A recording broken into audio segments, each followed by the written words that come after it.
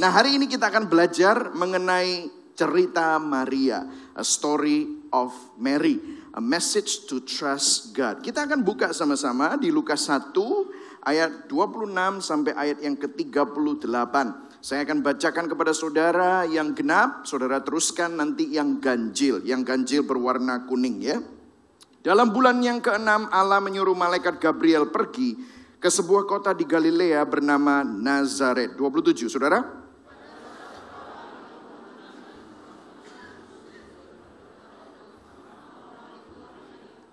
Ketika malaikat itu masuk ke rumah Maria, ia berkata, "Salam hai engkau yang dikaruniai Tuhan menyertai engkau." Ayat 29.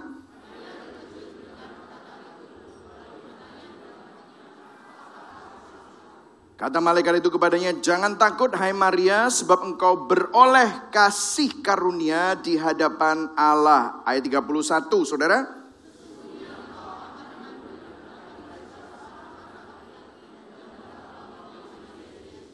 Ia akan menjadi besar dan akan disebut anak Allah yang maha tinggi. Dan Tuhan Allah akan mengaruniakan kepadanya tahta Daud bapa leluhurnya. Saudara?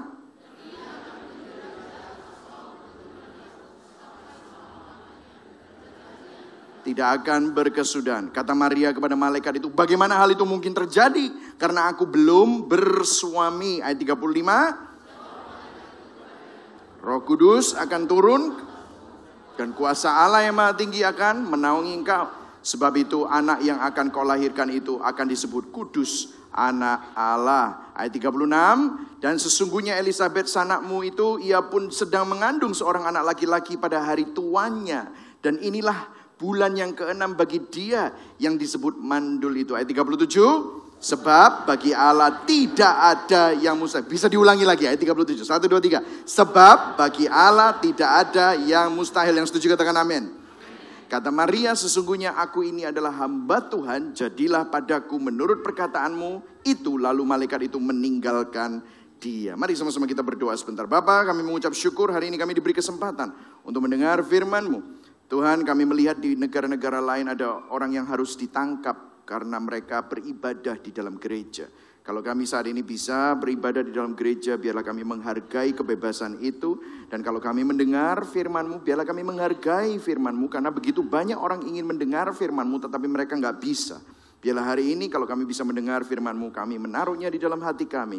Dan kalau kami buka HP kami, yang ada adalah Alkitab. Di dalam nama Tuhan Yesus, yang percaya sama-sama katakan, amin. Saudara pernah nggak mempunyai angan-angan, mimpi, cita-cita, rencana yang saudara sudah rencanakan, saudara sudah atur sedemikian rupa.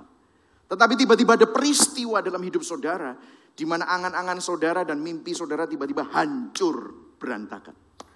Dan akhirnya sepertinya ada disruption. Kalau bahasa Inggrisnya life disruption atau life interruption. Saudara mungkin sedang di dalam karir saudara untuk menjadi seorang bos, seorang eksekutif muda, tiba-tiba saudara sakit. Atau mungkin bisnis saudara sedang bagus-bagusnya, saudara sedang naik daun, perusahaan saudara sedang mempunyai omset yang luar biasa, tetapi tiba-tiba ada krisis ekonomi. Mungkin saudara sedang naik dalam promosi dan jabatan saudara. Dan saudara sukses dalam pekerjaan saudara. Tetapi tiba-tiba saudara menemukan suami saudara atau istri saudara selingkuh. Dan tiba-tiba saudara sepertinya mimpi saudara berantakan. Saudara bahagia. Mungkin perkawinan bahagia, finansial baik. Tiba-tiba ada yang sakit di dalam keluarga saudara. Sepertinya saudara baik-baik saja. Semuanya sedang baik.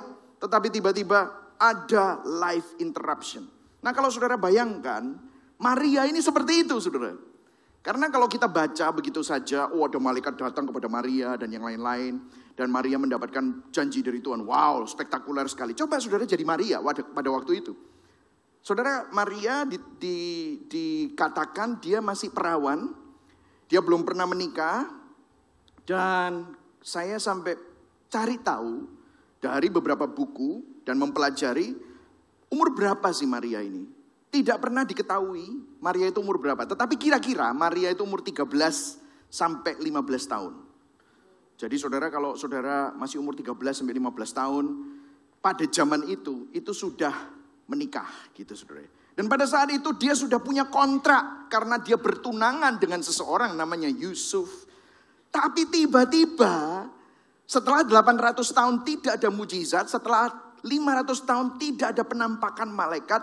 Kalau orang Yahudi mereka tahu bahwa mujizat terakhir yang terjadi itu pada zaman Elisa dan Elia.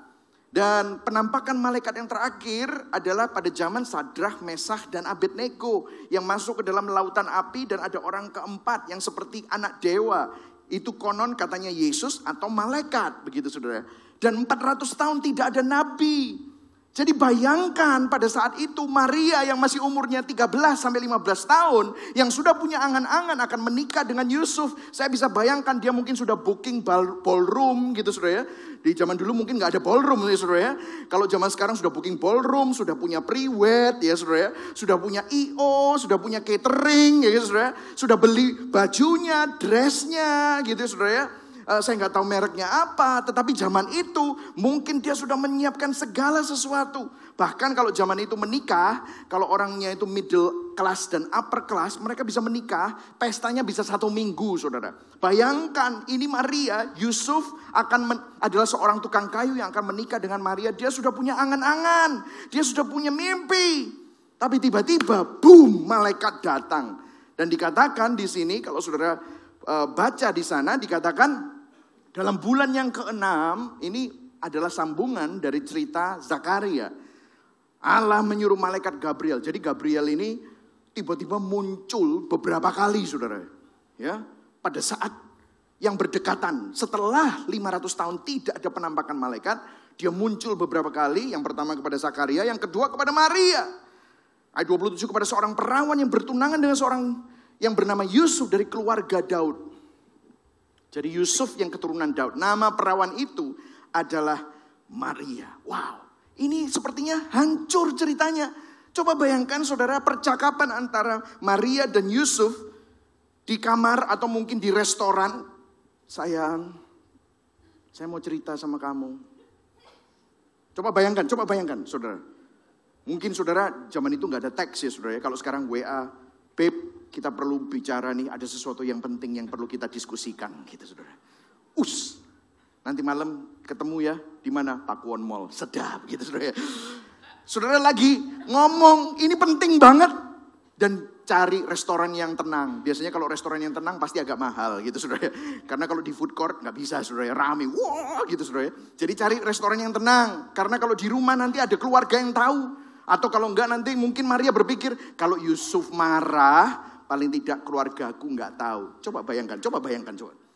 Terus aku ini waktu lagi tengah-tengah ngomongin tentang Aquaman mungkin ya. Ngomongin tentang Spider-Man gitu saudara ya. Enggak tahu lah saudara ya. Mungkin saudara lagi ngomongin film-film yang terakhir gitu ya saudara ya. Tiba-tiba dia ngomong, babe aku perlu ngomong sama kamu. Ada sesuatu yang harus kita rubah dari rencana kita. Kenapa? Apa yang terjadi? Mungkin waktu itu mereka gandengan tangan gitu saudara ya. Yusuf tanya, kenapa sih Beb? Lihat matanya gitu. Gini loh, aku tadi malam ketemu sama malaikat. Oh gitu saudara. Ketemu sama malaikat, iya. Wow. Malaikat tuh sudah 500 tahun loh gak ada. Kamu ketemu malaikat, beneran nih. Yusuf mungkin lebih tua, lebih mature. Ketemu sama Maria yang masih umur 15 tahun. Hah? Yang bener aja. Iya, dia bilang bahwa aku akan hamil. Hah? Hamil? Ya. Loh, tapi kan kita belum kawin. Iya, sebentar lagi aku hamil. Loh, tapi kan kita ini belum kawin. Iya. Dan bapaknya bukan kamu. Hah? Coba bayangkan saudara, coba bayangkan ini. Hah? Sudah mungkin tangannya dilepas. Sudah, langsung dia bilang, hah? Bapaknya siapa? Roh Kudus. Coba bayangkan. Saudara ketemu sama orang kayak gini. Kira-kira saudara reaksinya bagaimana? Langsung dia telepon, dok. Tolong tunangan saya bisa diperiksa besok appointment ya jam 9 pagi gitu saudara ya. Mungkin seperti itu saudara. Tetapi ini yang terjadi, saudara. Jadi Maria pada saat itu punya angan-angan, Yusuf punya angan-angan, mereka berdua punya mimpi. Bahkan mereka mungkin sudah taruh DP, cicilan untuk beli rumah barengan, saudara. Tetapi tiba-tiba ada life disruption and life interruption. Saudara, ada sebuah message yang saya rasa kita bisa ambil dari semua ini. Saya yakin bahwa what we see as life disruption, it is actually God's divine intervention. Apa yang kita lihat sebagai gangguan hidup, gangguan kehidupan, ada interupsi dalam kehidupan kita. Saudara punya angan-angan dan sepertinya ada sesuatu yang merusak rencana saudara. Tetapi percayakah saudara bahwa Tuhan itu berdaulat di dalam hidup kita? Saudara harus percaya bahwa di dalam setiap belokan-belokan, lika-liku kehidupan yang sedang terjadi dalam hidup saudara, Tuhan mau campur tangan di dalam hidup saudara. Yang setuju katakan amin. Mungkin saudara saat ini sedang bergumul dalam hidupmu mengenai sesuatu. Dan saudara bertanya, Tuhan kenapa hal ini kok izinkan ini terjadi? Saudara, di tengah-tengah semuanya ini Tuhan ingin campur tangan dalam hidup saudara justru. Look at it this way. Setiap kali saudara mengalami sesuatu yang sepertinya tidak disangka, sepertinya ada belokan yang terkejut begitu saudara. Disruption, gangguan. Itu adalah signal di mana Tuhan itu mau campur tangan dalam hidup saudara. Hari ini kalau saudara mengalami gangguan-gangguan tersebut, jangan kecil hati. Justru pertanyaan saya, can you hark? Saudara mau nggak dengar? Can you hark? Bisa nggak saudara dengar bahwa Tuhan ada di dalam gangguan kehidupanmu? Tuhan ada di dalam krisis hidupmu. Tuhan ada di dalam penyakitmu. Tuhan ada di dalam pergumulanmu. Tuhan ada di sana. Karena pada saat itu Maria tidak bisa melihatnya. Tetapi di tengah-tengah semuanya itu sebenarnya ada rencana Tuhan yang sangat besar untuk hidup Maria. Yang setuju katakan amin. Nah selanjutnya dikatakan begini.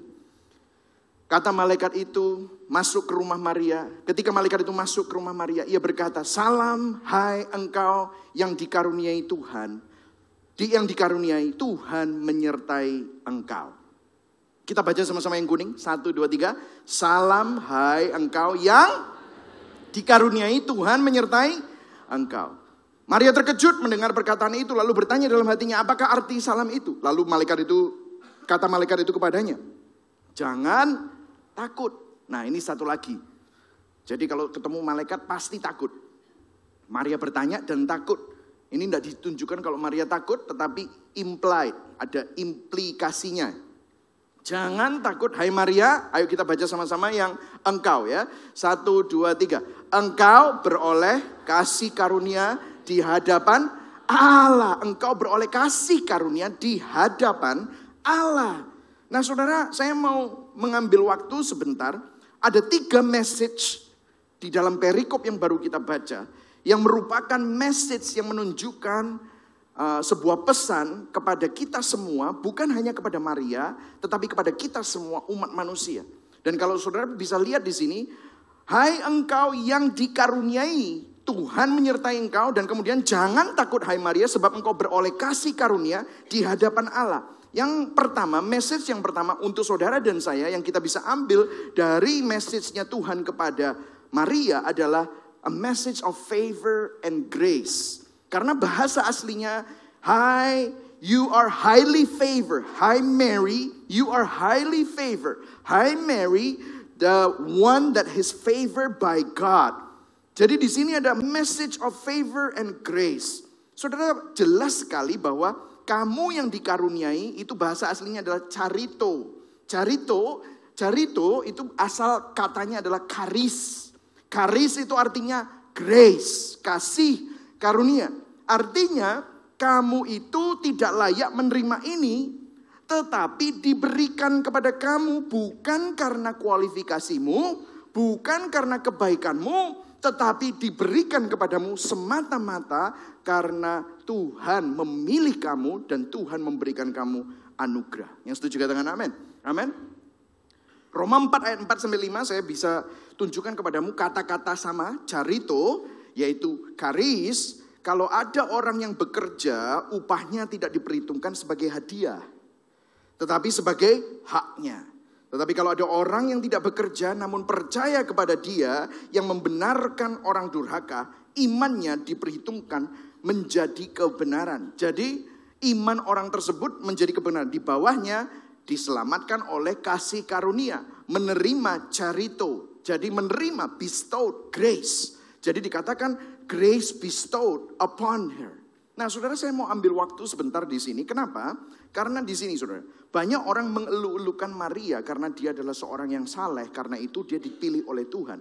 Tetapi saya mau katakan kepada saudara, ada begitu banyak wanita di Bethlehem yang perawan juga, yang keturunan Daud, dan itu mereka tidak dipilih Tuhan.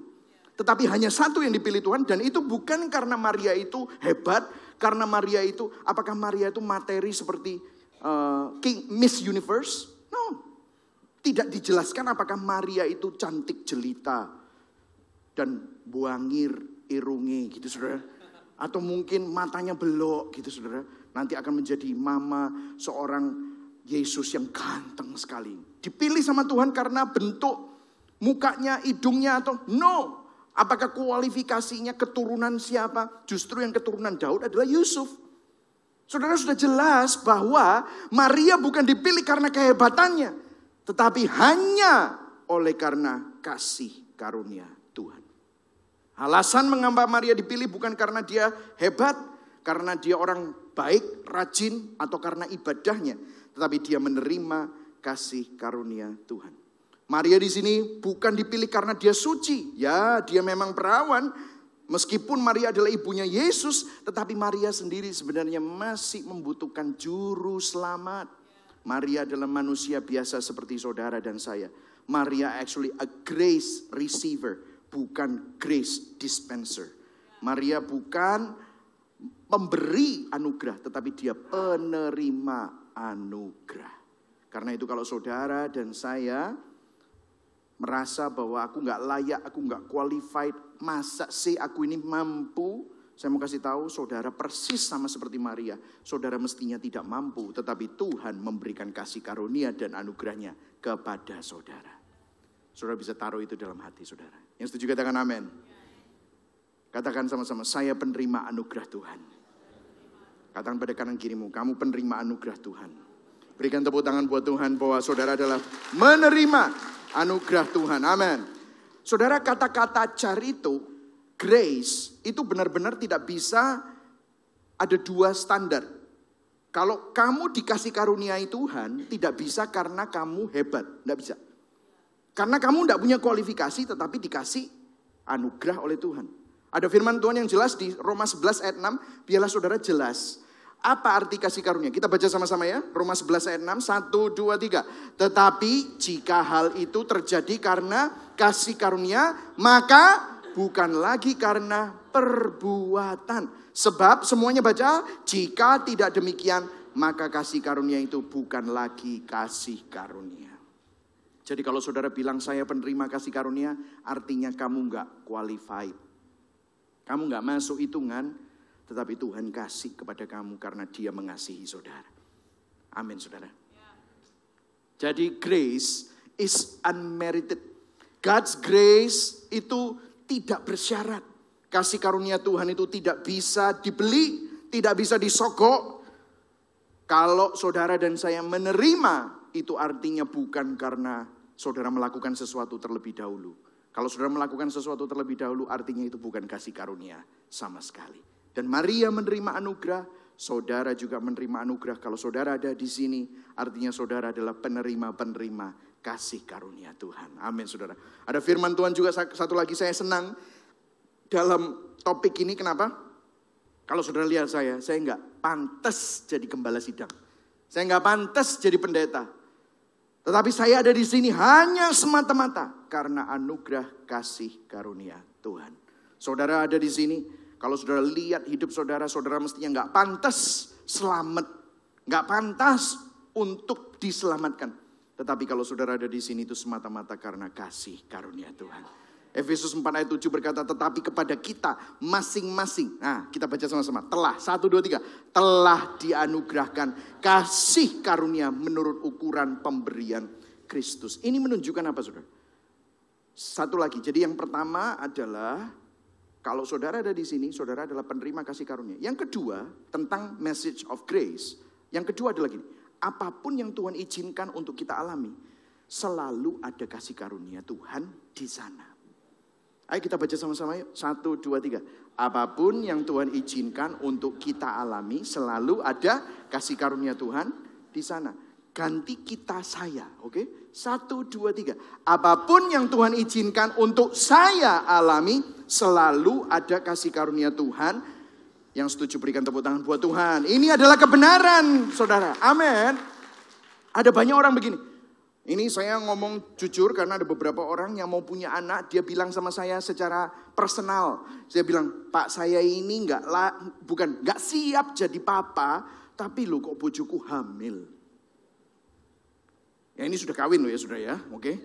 Wah ini kok gimana, saya belum siap jadi papa. Saya bilang, kalau Tuhan memberikan kamu anak, artinya ada kasih karunia Tuhan di sana. Yang setuju katakan amin. Kalau saudara kadang-kadang merasa, aku ini gak siap, aku ini belum layak untuk naik pangkat, tapi kok bosku naikkan aku pangkat, ini gimana? Aku ndredeg gitu. Itu lumrah. Tetapi saya berdoa supaya saudara sadar dan saudara bisa terbuka. Apapun yang Tuhan izinkan untuk saudara alami, selalu ada kasih karunia Tuhan di sana. Ada anugerah Tuhan di sana.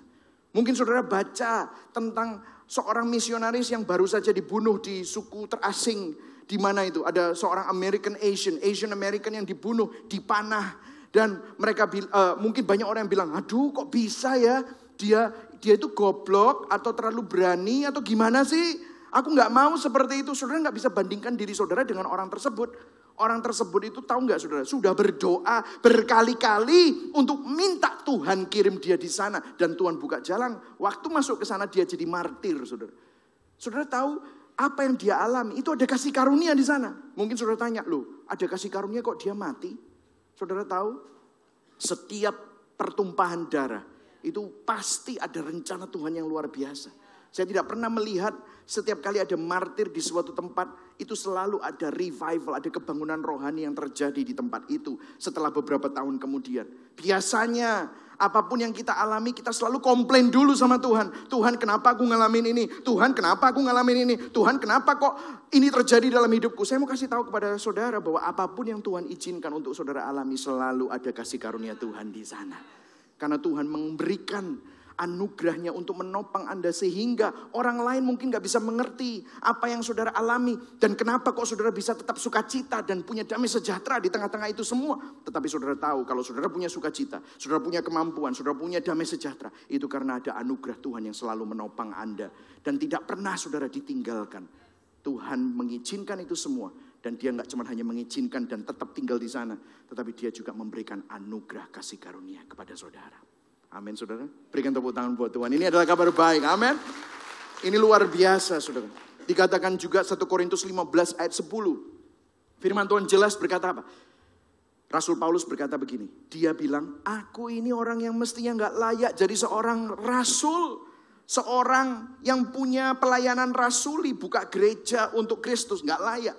Terus ayat 10 dia katakan, tetapi karena kasih karunia Allah, aku adalah sebagaimana aku ada sekarang. Dan kasih karunia yang dianugerahkannya kepadaku tidak sia-sia. Sebaliknya aku telah bekerja lebih keras daripada mereka semua. Ayo kita baca yang bagian terakhir. Tetapi, 1, 2, 3. Tetapi bukannya aku, melainkan kasih karunia Allah yang menyertai aku. Amin saudara. Taruh di dalam hati saudara. Bahwa ada anugerah Tuhan yang selalu bersama dengan saudara. Kalau ada orang yang bilang sama saya, Pastor Michael aku gak kuat. Aku gak kuat jadi suaminya dia. Saya langsung salaman, saya juga gak kuat jadi suaminya Novi. Loh kok bisa Pak? Anda mesra. Itu semua karena kasih karunia Tuhan. Amin saudara. Amin. Itu semua karena kasih karunia Tuhan. Jadi kalau saudara melihat ada sesuatu yang besar sepertinya berat, saudara jangan terintimidasi. Saudara mampu menghadapinya. Bukan karena kamu loh, tetapi karena kasih karunia Tuhan. Bukannya aku, melainkan kasih karunia Allah yang menyertai. Sehingga akhirnya kalau saudara bisa melewati semua dengan kemenangan. By the way, kita semua lebih dari pemenang. Kenapa? Yesus sudah menang buat kita. Jadi garis startnya kita itu menang. Jadi kalau saudara doa jangan minta kemenangan, tetapi saudara doa dari titik kemenangan. Kenapa? Anugerah Tuhan, kasih karunia Tuhan menyertai saudara. Jadi kalau saudara seorang suami, istri, saudara merasa tidak mampu, ada kasih karunia Tuhan di sana. Saudara pasti mampu. Karena kalau secara manusia tidak ada yang mampu. Tetapi karena Tuhan, maka saudara mampu. Amin saudara. Selanjutnya, oke. Lukas 1 ayat 31-32 dikatakan, sesungguhnya engkau akan mengandung dan akan melahirkan seorang anak laki-laki dan hendaklah engkau menamai dia Yesus. Ia akan menjadi besar dan akan disebut anak Allah yang maha tinggi. Kalau tadi yang pertama adalah message of grace and favor. Pesan kasih karunia. Yang kedua adalah pesan a message of redemption. Pesan penebusan, saudara. Kenapa saya bisa mengambil itu? Karena Yesus, tahu nggak saudara? Nama Yesus itu adalah artinya adalah Redeemer, Savior, and Messiah. Yesus artinya penebus, penyelamat, Mesias. Orang Yahudi selalu berpikir Mesias itu bukan namanya Yesus. Mesias itu nanti akan jadi raja. Mereka akan berpikir bahwa Mesias itu akan pemimpin yang akan memerintah, jadi raja yang menghancurkan semua penjajahan Romawi atau penjajahan Babylon atau penjajahan Yunani. Mereka berpikir seperti itu. Tapi saudara, masalah kita yang terbesar bukan masalah tentang kepemimpinan. Masalah manusia yang terbesar adalah masalah dosa. Minggu lalu sudah saya jelaskan. Masalah dosa, karena itu Tuhan tidak mengirim seorang pemimpin yang akan jadi raja untuk memimpin seperti seorang kaisar. Tetapi dia mengirim seorang pemimpin yang akan jadi raja yang menyelamatkan saudara dengan melayani saudara. Dia yang tidak mengenal dosa menjadi dosa supaya saudara yang berdosa, yang dipisahkan, terpisah dari Tuhan karena dosa itu dapat menerima kebenaran. Itulah kenapa Yesus namanya. Yesus artinya adalah penebus, penyelamat, sang Mesias yang akan menyelamatkan saudara. Saudara, banyak hari ini orang itu berpikir bahwa masalah mereka itu obatnya itu bukan pertobatan kepada Kristus. Tetapi obatnya itu adalah terapi lah, obatnya itu adalah vakansi lah, obatnya adalah kekayaan lah. Makanya sampai saya kemarin ketemu sama quote ini dari John MacArthur. Dia bilang begini, today sin is called sickness. So people think it requires therapy, not repentance. Wah. Hari ini di zaman modern, dosa itu disebut penyakit. Sehingga mereka pikir obatnya itu bukan pertobatan kepada Kristus atau minta tolong sama kasih karunia Tuhan, tetapi terapi. Jadi orang itu kalau misalnya punya problem dengan kemarahan, makanya perlu ambil kelas anger management. Betul ya saudara ya? Anger management. Saudara pernah orang ketemu sama orangnya anger management, tetap aja berang saudara. Tetap aja punya problem sama anger. Ada orang yang punya problem dengan kecenderungan seksual yang tidak normal, maka mereka perlu terapi supaya jadi normal. Saudara, berapa banyak akhirnya terapi-terapi tersebut itu akhirnya gagal. Saudara, yang saudara butuhkan bukan terapi. Yang saudara butuhkan adalah Kristus. Karena Kristus mau menyelamatkan saudara. Itulah sebabnya dia turun ke dunia untuk menolong saudara. Itulah sebabnya dia ingin membuat saudara itu jadi manusia baru. Barang siapa yang ada di dalam Kristus, dia adalah ciptaan yang baru. Yang lama sudah berlalu, yang baru sudah datang. Saudara, saya kasih ilustrasi. Banyak orang berpikir bahwa obat dari problemnya dia itu adalah dosa yang lain. Saya kasih contoh ya. Banyak orang berpikir kalau dosanya adalah, mungkin gini, dosanya itu, saudara tahu nggak, kekhawatiran yang berlebihan itu bisa dosa loh. Saudara khawatir, boleh, memang normal, manusiawi. Tetapi kalau kekhawatiran itu berlebihan, akhirnya menjadi ketakutan dan paranoia, itu sudah jadi dosa. Karena dosa membelenggu. Kalau kekhawatiran saudara membelenggu saudara, maka itu menjadi dosa. Betul ya saudara ya? Maka banyak orang berpikir kalau khawatir, ketakutan sampai gak bisa tidur, maka mereka membutuhkan, bro tak omongi, cek nokoni soturu enak, tak kasih whisky yo bro ya.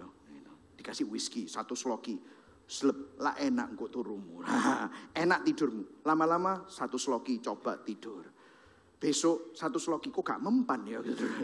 2 sloki, coba gitu. Oh tidur. Setelah 6 bulan, bukan lagi 1 sloki saudara. Akhirnya setengah botol saudara mulai tidur. Sehingga akhirnya apa? Ketakutan dan kekhawatiran saudara nggak hilang. Tetapi ditambah dosa baru. Saudara kecanduan alkohol. Sehingga saudara berpikir seperti gini loh. Saudara sakit jantung, tapi dikasih obat mah. Nggak cocok saudara. Tambah sakit. Kenapa? Keracunan obat saudara. Seperti itu. Sering kali kita berpikir bahwa saat kita membutuhkan obat dari dosa kita berpikir bahwa kita ini, perlu itu. Tetapi sebenarnya itu malah membuat kita kepada dosa yang lain. Ada orang bilang khawatir, dan kalau khawatir tentang keuangan, makanya kerja keras. Kerja keras berprestasi untuk kamu bisa jadi sukses dan kaya. Akhirnya dia melupakan kekhawatirannya dengan kerja keras. Workaholic. Akhirnya dia punya berhala baru, yaitu prestasi pekerjaannya. Sehingga apa yang terjadi? Dia punya dosa ketakutan, dikasih berhala dengan kerja keras, dengan sukses, dengan uang. Sehingga akhirnya dia melayani mamon, bukan Kristus. Saudara lihat, ini adalah fenomena di akhir zaman ini. Obatnya itu bukan alkohol, bukan kekayaan, bukan harta, bukan kesuksesan, you name it. Itu semua dikatakan Alkitab ilah zaman ini. Firman Tuhan berkata dengan jelas mengenai kekayaan. Di Lukas 12 mengenai Yesus yang berkata tentang ada orang yang kaya yang menimbun semua hartanya. Terus dia bilang pada jiwanya, jiwaku ada padamu banyak barang. Tertimbun untuk bertahun-tahun lamanya. 7 turunan gak habis. Wah hebat. Beristirahatlah, makanlah, minumlah, dan bersenang-senanglah. Tetapi firman Allah kepadanya, hai orang bodoh, pada malam ini juga jiwamu akan diambil daripadamu. Dan apakah yang kau sediakan untuk siapakah itu nanti? Ayat 21, kita baca sama-sama ayat 21. 1, 2, 3. Demikianlah jadinya dengan orang yang mengumpulkan harta bagi dirinya sendiri, jika ia tidak kaya di hadapan Allah. Saudara tahu nggak, kaya di hadapan Allah itu bukan kaya pelayanan supaya ngumpulin harta di surga. No. Yang ngomong Yesus. Yesus bilang gini, kalau kamu nggak punya aku, kamu miskin. Kekayaan yang terbesar di dalam hidup ini adalah Yesus Kristus. Karena kalau saudara punya Kristus, maka saudara punya kerajaan surga. Di dalam kerajaan surga, segala yang saudara butuhkan sudah disediakan. Artinya kalau saudara punya seluruh harta, makanya ada firman ini Markus 8:36. Kita baca sama-sama. 1, 2, 3.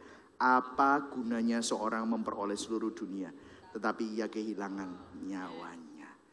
Bahasa Inggrisnya, what profit does a man own the whole world, but he forfeit his life.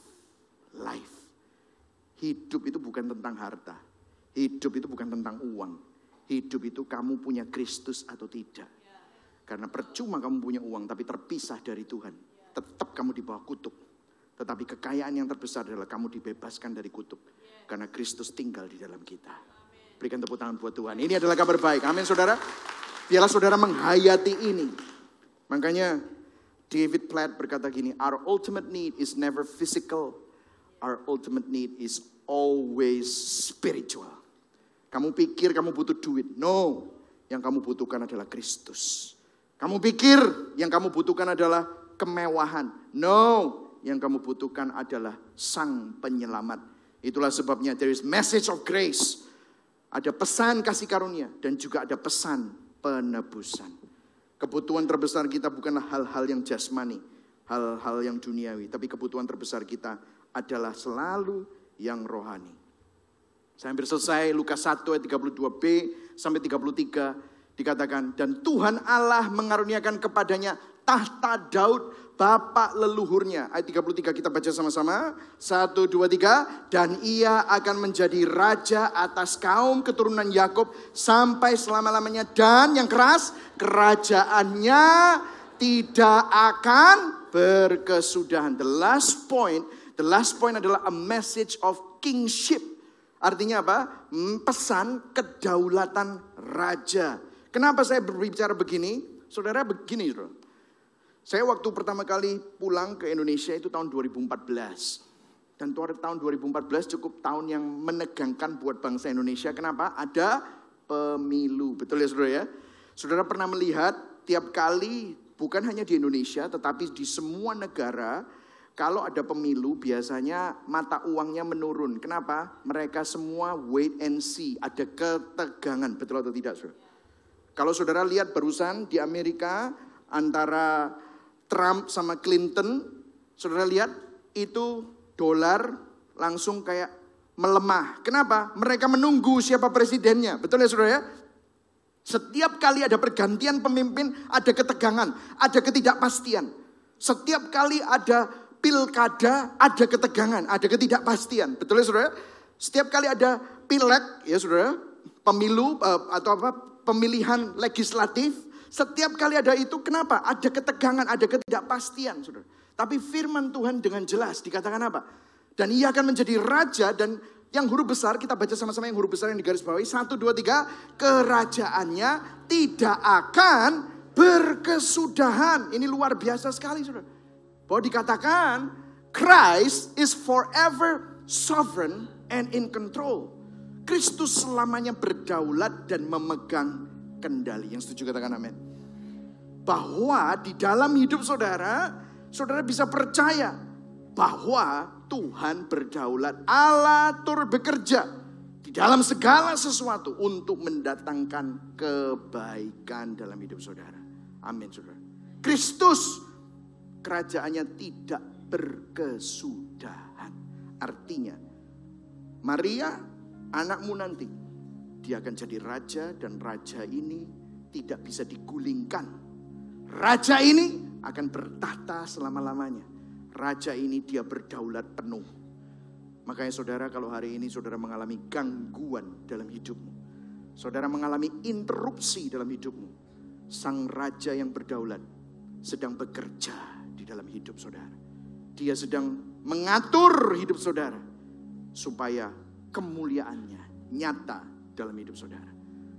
Saya berdoa supaya saudara bisa kuat dan tidak lemah dan tidak goyah, karena saudara punya Tuhan yang menjadi fondasi.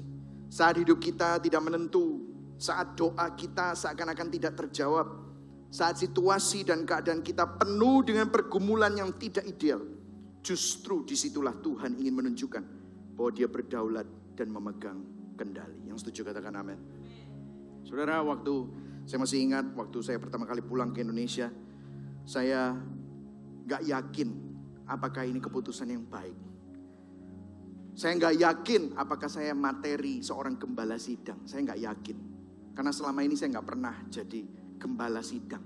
Saya cuma hanya jadi asisten pastor. Saya selalu berpikir bahwa kalau seorang gembala sidang itu tuntutannya tinggi. Orang melihat dia dan yang lain-lain. Saya selalu tidak nyaman kalau ada orang itu gonjang-ganjing, kusak-kusuk tentang saya. Saya orangnya pemberontak, saya orangnya beringas. Tetapi justru di tengah-tengah itu semua, Tuhan pilih orang yang tidak cocok untuk posisi apapun. Serasa saya tidak kualifikasi.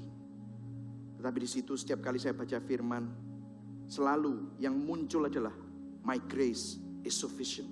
Bukan tentang kamu Mike, itu semua tentang aku. It's all about grace, it's all about Jesus, it's all about Christ. Semuanya tentang Injil. Karena kuasa Injil yang akan mengubahkan orang, bukan karena khotbahmu, bukan karena pelayananmu. Dan saya tahu dalam hidup saya ada beberapa kali saya ragu, Tuhan apakah saya balik aja? Tuhan apakah saya bisnis aja? Tidak cocok aku seperti itu. Tiap kali saya melihat bahwa Tuhan itu berdaulat dalam hidup saya. Bukan karena kehebatan kualifikasi saya. Saya tahu, istri saya tahu, saya begitu lemah. Saya sering gagal. Saya sering gagal sebagai suami, saya sering gagal sebagai papa, saya sering gagal sebagai kepala keluarga. Tetapi setiap kali, saudara, setiap kali tadi waktu saya ada di bawah situ, sebelum saya khotbah, saya kadang-kadang gumun. Kok bisa ya Tuhan? Engkau pilih aku untuk jadi pemberita kabar baik Injil. Dan di dalam hati, that's exactly right. Karena bukan tentang kamu, tetapi tentang Kristus. Hari ini saudara mungkin merasa saudara ragu. Tuhan ini sayang gak sih sama aku? Saya mau katakan kepada saudara, Kristus selamanya berdaulat. Dia memegang kendali. Dia memberikan kasih karunia kepada Anda. Kristus selamanya berdaulat. Dia memegang kendali. Dia mau menebus setiap kegagalanmu. Justru waktu kamu gak mampu, di situ kamu bisa berkata, Tuhan, hanya kemampuanmu saja yang bisa memampukan aku. Hanya kemampuanmu saja yang bisa membuat aku berdiri tegak. Dan itu semua bukan karena engkau, tetapi karena kasih karunia Tuhan. Dan firman Tuhan jelas berkata, Maria tanya, bagaimana hal itu mungkin terjadi? Karena aku belum bersuami. Jawab malaikat itu kepadanya, Roh Kudus akan turun ke atasmu, kuasa Allah, the power of God that will make you, akan menaungi engkau. Bukan tentang kehebatanmu, bukan tentang kuasamu, bukan tentang kemampuanmu, but the power of God. Sebab itu anak yang kau lahirkan akan disebut kudus, anak Allah. Dan kemudian dikatakan, sebab itu bagi Allah tidak ada yang mustahil. Katakan sama-sama ayat 37. 1, 2, 3. Sebab bagi Allah tidak ada yang mustahil. Berikan tepuk tangan buat Tuhan. Bagi Tuhan tidak ada yang mustahil. And lihat. Maria bilang apa? Sesungguhnya aku ini adalah hamba Tuhan. Kalau Tuhan yang ngomong, Tuhan yang bilang, saudara gak perlu ragu. Be it unto me according to your will. Jadilah padaku menurut perkataanmu itu. Wow. Lalu malaikat itu pergi meninggalkan dia. Saudara, message yang sama diberikan Tuhan kepada kita. Son of God. Minggu lalu saya udah pakai ini. Became a man. Anak Allah yang maha tinggi yang bersatu dalam Allah Tritunggal. Rela meninggalkan kemuliaannya untuk menjadi manusia yang hina. Saudara dan saya adalah orang-orang yang hina. Supaya kita yang hina menjadi anak-anak Allah. Kalau saya bisa simpulkan khotbah ini adalah Kristus yang mulia berinkarnasi ke dunia yang hina. Supaya kita yang hina dapat menerima kasih karunia-Nya. Supaya kita yang hina dapat menerima penebusannya. Supaya kita yang hina tidak tergoyahkan. Karena kita memiliki kedaulatan kerajaan-Nya. Whatever that you go through. Apakah itu kanker saudara. Apakah itu rumah tangga yang saat ini sedang diambang perceraian. Apakah itu anakmu yang memberontak. Percayalah. Tuhan oleh kasih karunia-Nya memampukan Anda untuk dapat melewati itu semua. Tuhan ingin menebus semua yang perlu ditebus. Dan percayalah bahwa Dia berdaulat. Yang setuju katakan amin.